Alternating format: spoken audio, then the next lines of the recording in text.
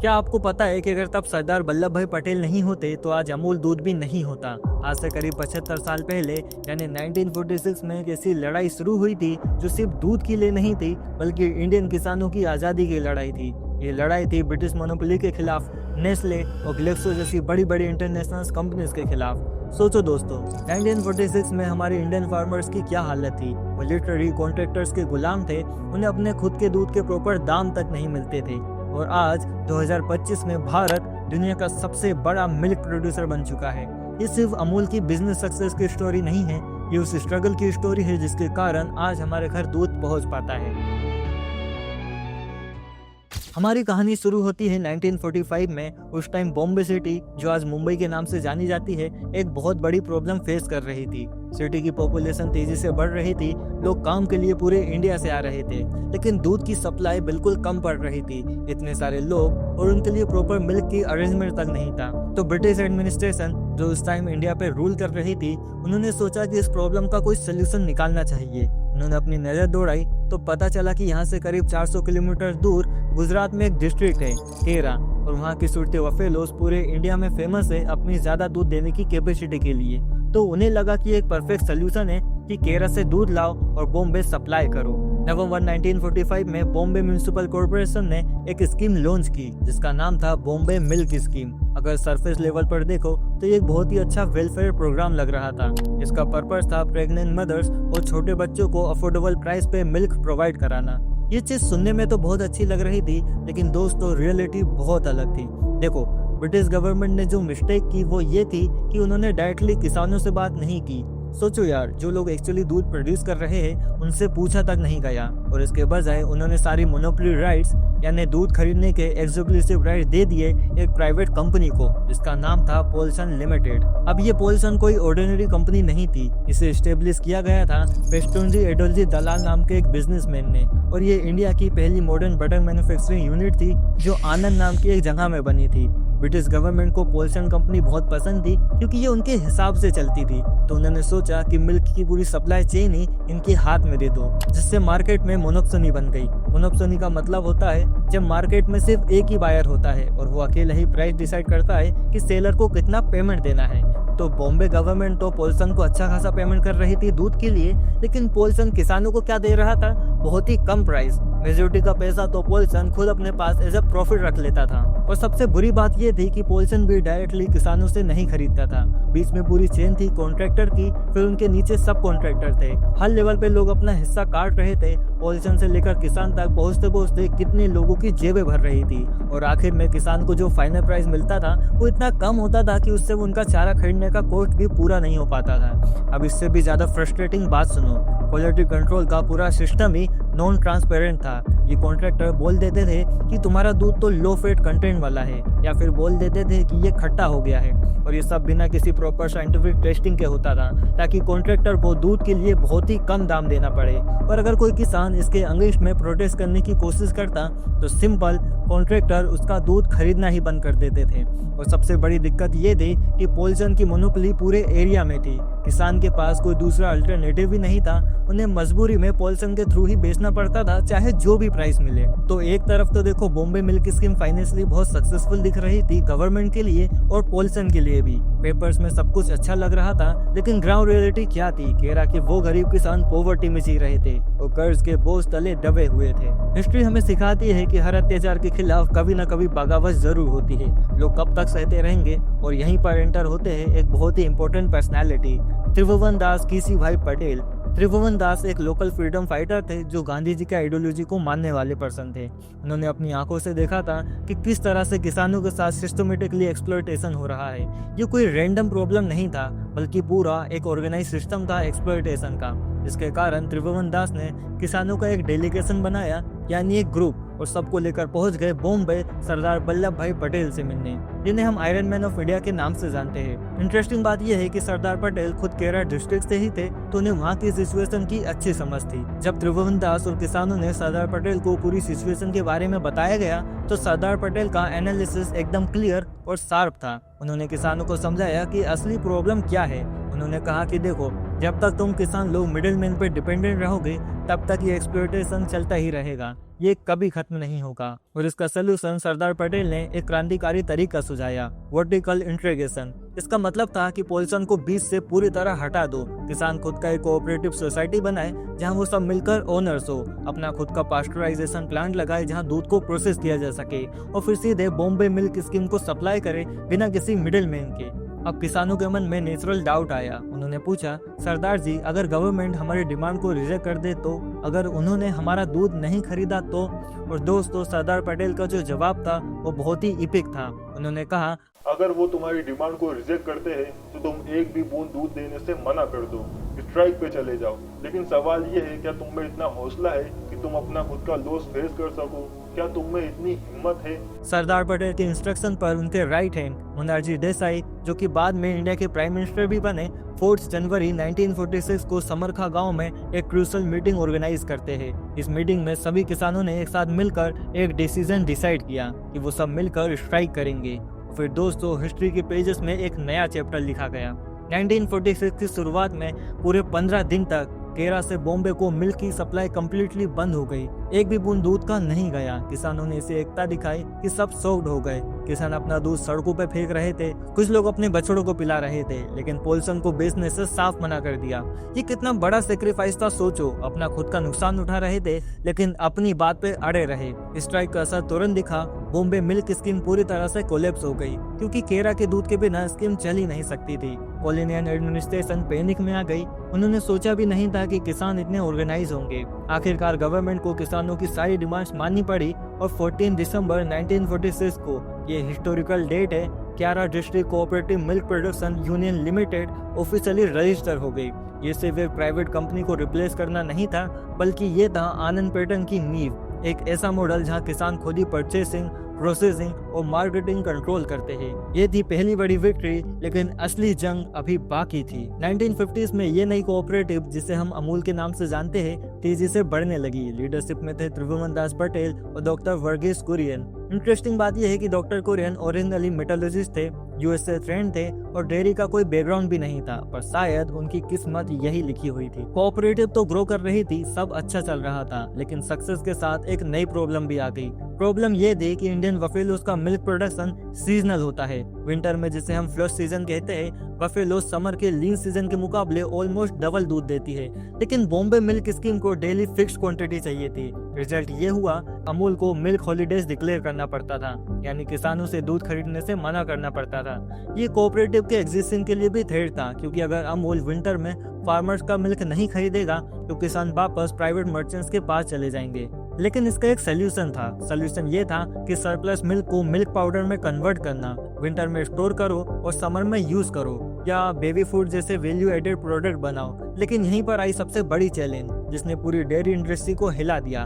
देखो 1950s में global dairy industry पूरी तरह काउ सेंट्रिक थी, मतलब सारी टेक्नोलॉजी, मशीनरी, रिसर्च सब काउ मिल्क के लिए था। बफेलो मिल्क तो वेस्टर्न साइंस के लिए एलियन कॉन्सेप्ट था। डिफरेंस समझो, काउ मिल्क में 3.5% से 4% फैट होता है, जबकि बफेलो में 7 to 8%। इसी तरह काउ में 3.2% प्रोटीन है, बफेलोज में 4 to 4.5%। बफेलो मिल्क में कैल्शियम भी ज्यादा है, सोलेट्स भी ज्यादा है, मतलब दोनों का पूरा केमिकल कंपोजिशन ही अलग है। न्यूजीलैंड और ब्रिटेन से कुछ मिल्क के बड़े एक्सपर्ट आए थे। इन देशों का अपना फायदा था, वो इंडिया को मिल्क पाउडर बेचना चाहते थे। इन एक्सपर्ट ने सीधे सीधे कह दिया कि भैंस के दूध से मिल्क पाउडर बनाना नामुमकिन है, सिर्फ गाय के दूध से ही ये बनाया जा सकता है। उनका कहना था कि भैंस के दूध में बहुत ज्यादा फैट होता है और उसमें प्रोटीन और कैल्शियम का कॉम्बिनेशन भी कुछ अलग तरीके का होता है।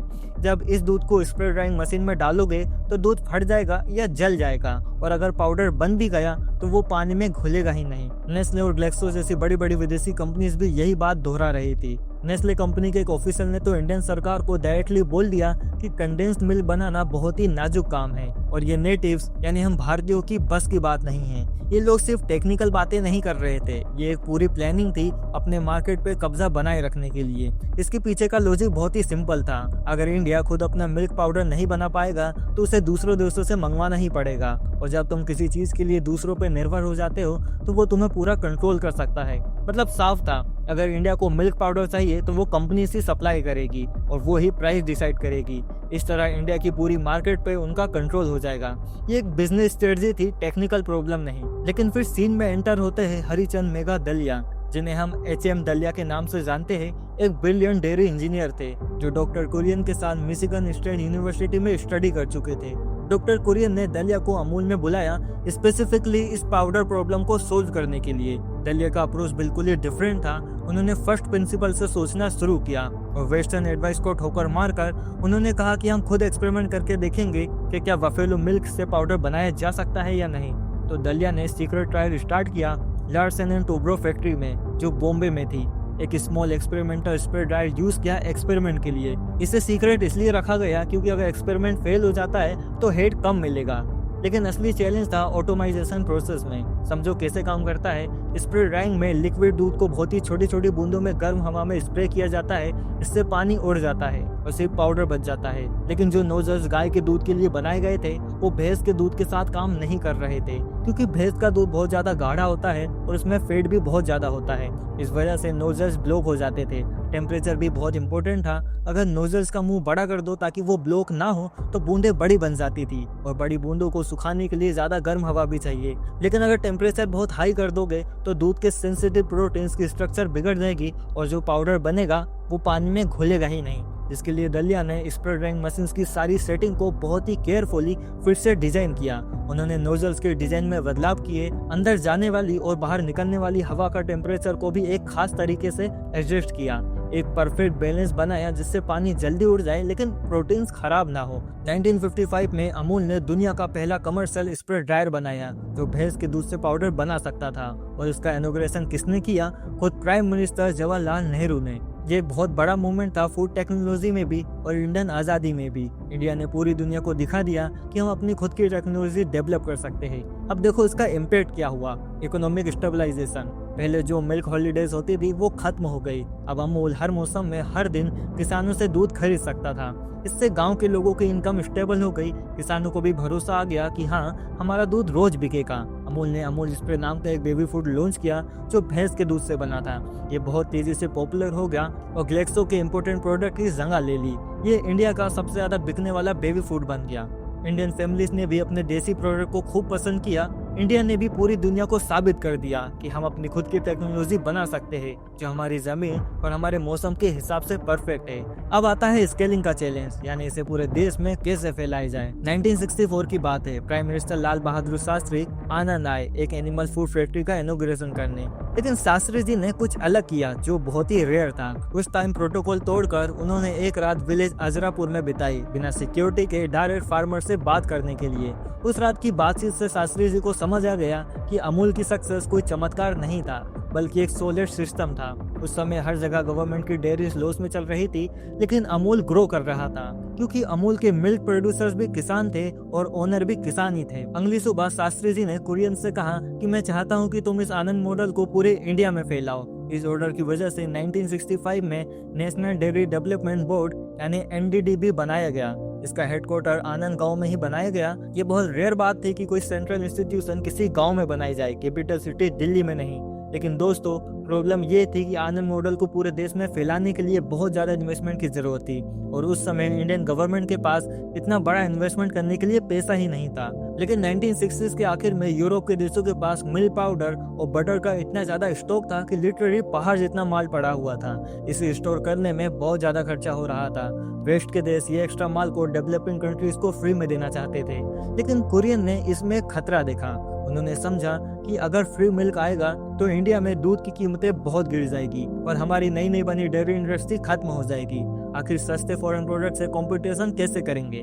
तो कुरियन ने एक बहुत बड़ा और एक बहुत ही अलग आइडिया दिया। उन्होंने कहा कि NDDB ये फ्री मिल्क पाउडर लेगा, लेकिन फ्री में बांटेगा नहीं, बल्कि इसे फिर से लिक्विड मिल्क में बनाएंगे और बड़े शहरों में मार्केट प्राइस पे ही बेचेंगे। इस सेल से जो पैसा आएगा उससे इंडिया की डेयरी इंडस्ट्री का इंफ्रास्ट्रक्चर खड़ा करेंगे। मतलब विदेशी मदद का इस्तेमाल करके खुद को इतना मजबूत बना लो कि आगे किसी विदेशी मदद की जरूरत ही ना पड़े।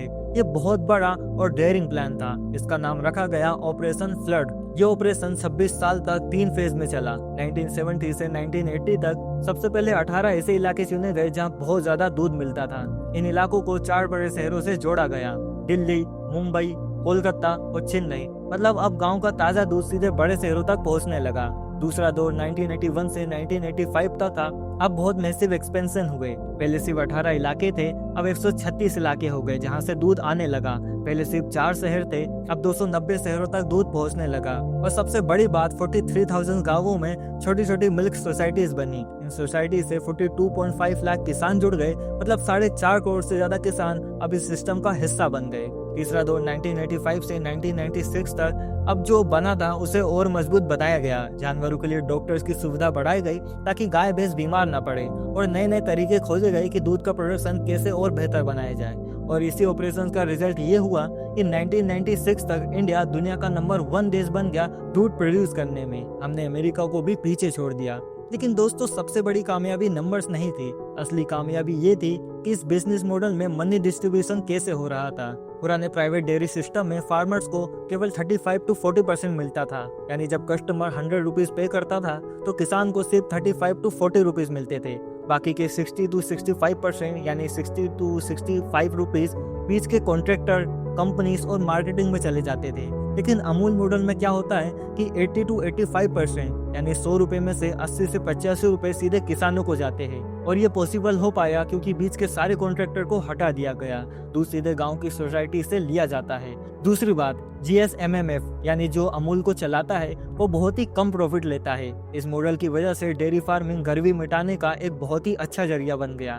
लाखों ऐसे लोग जिनके पास खेत नहीं थे उनके लिए ये एक अच्छी कमाई का रास्ता बन गया। मतलब बिना जमीन के भी लोग अच्छी इनकम कमा सकते थे। अब आते हैं 2019 में, करीब 50 साल बाद जब ऑपरेशन फ्लड स्टार्ट हुआ था। अमूल मॉडल का सबसे बड़ा खतरा आ गया। इसका नाम था RCEP यानी रीजनल कॉम्प्रिहेंसिव इकोनॉमिक पार्टनरशिप। ये एक बहुत बड़ा फ्री ट्रेड एग्रीमेंट था जिसमें 16 कंट्रीज शामिल होने वाले थे, जैसे कि China, Japan, south Korea, Australia और न्यूजीलैंड। लेकिन इसमें सबसे बड़ा खतरा था न्यूजीलैंड से।